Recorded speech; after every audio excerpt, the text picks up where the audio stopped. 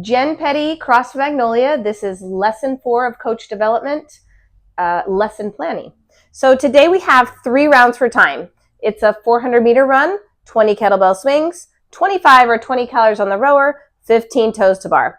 Our stimulus today is going to be about 15 minutes total with a window of about 13 to 18 minutes. We're calculating about 2 minutes for the run, 45 seconds for the kettlebell swings, a minute 30 on the row, and about 30 for our toes to bar. So about 5 minutes per round is where we'd like our athletes to stay.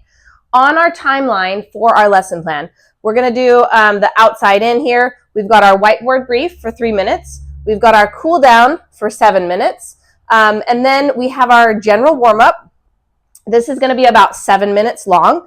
I'm going to start with a Hinshaw warm-up today for our general warm-up. Not only is this going to allow me to coach the run, but it's also going to allow me to get our athletes' heart rate up a little bit and get those legs warmed up for our running portion. So maybe lunges with a twist, toy soldiers, shooing the cat, over the fence, butt kickers, and then increase in our speed of the run.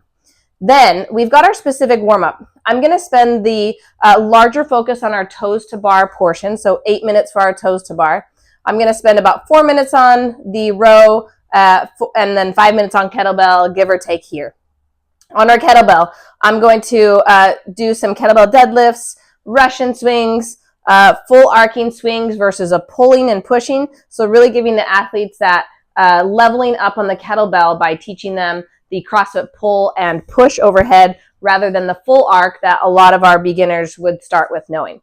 On our row, I'm going to focus a lot on planting those heels, doing that 2-to-1 ratio of the pull to push. I want to focus on the body positioning from 11 o'clock to 1 o'clock with our body position, and then focus on the receiving and catching position of the row.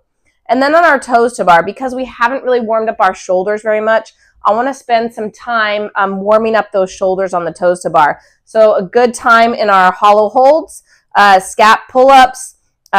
I'd like to work on the strict raise as high as they can with just a strict leg raise. I want to do then some kip swings, kipping knee and leg raises, and then stringing them together, focusing on pushing down on the bar. 8 minutes might be a little bit tight for our toes to bar. I'm okay if I run over a little bit here because I've given myself 20 minutes for this workout. I expect it to be more like 13, 18. So if I need a couple more minutes here on the toes to bar, I'm going to take it just to make sure I coach that well. I've given myself 3 minutes for a mini round of maybe 50-meter run, 5 kettlebell swings, 3 calories on the rower, and 3 toes to bar, just so they get that flow and feel of the workout. I've got a little bathroom break in here. Grab your whiteboard.